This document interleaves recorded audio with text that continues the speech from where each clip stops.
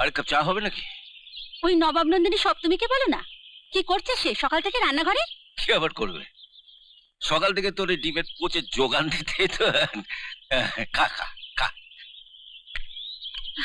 শুনলি শুনলি বড় খোকার কথাটা শুনলি? শুনলাম তো, কিন্তু মা দাদাকে এখন চটিও না। তোমার জামাইয়ের জন্য ব্যাংক থেকে টাকা তুলতে দাদারও তো একটা সই লাগবে। বাপের বাড়ির টাকা এভাবেই হাতে পাচার হচ্ছে তাহলে? সপ্তমী, তোমার স্বামীর এত টাকার দরকার কেন? তোমার শ্বশুর বাড়িও কি ভিখারির বংশ নাকি ওরাবার মতো টাকা পায়নি যৌতুক থেকে?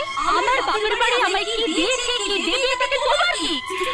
আমারই তো এ বাড়ির যা কিছু এখন তো সব আমারই। আমার ভবিষ্যৎ আমাকে ভাবতে হবে না? শ্বশুর বাড়ি ছেড়ে তুমি যেখানে পড়ে আছো এখন তোমার শাশুড়ির গা হাত পা কে কেটে দিচ্ছে সব তুমি। দাদা আর একটা চা খেয়ে গেছে, এটা দাদাকে দিয়ে এসো। হ্যাঁ, গ্যাস ফুরিয়ে গেছে, আজ উনুনে রান্না করতে হবে। দাদাকে চাটা দিয়ে কয়লাটা ভেঙে দিও। আমি কয়লা ভাঙবো? আমি কয়লা ভাঙতে জানি না। সে কি লোকে সংসার ভাঙতে জানো আর কয়লা ভাঙতে জানো না? কি এত বড় কথা!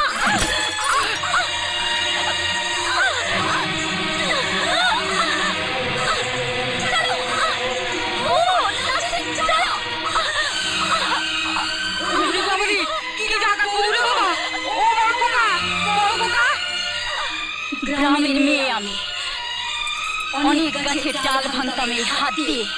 তোমার হাতটা সেই ডালের কাছে খুবই ঠুনকো।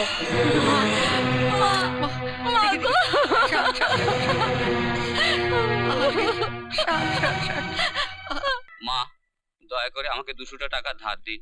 ভাইটার আমার খুব অসুখ, ওই টাকা দিয়ে ওষুধ কিনে নিয়ে আমি বাড়ি যাব। তার মানে টাকার সঙ্গে বাড়ি যাবার জন্য তো আবার ছুটিও নিবি? তো 2 দিনের জন্য আমাকে ছেড়ে দেন মা, ভাইটাকে একটু দেখেও আসি। টাকা পয়সা কিচ্ছু এখন হবে না।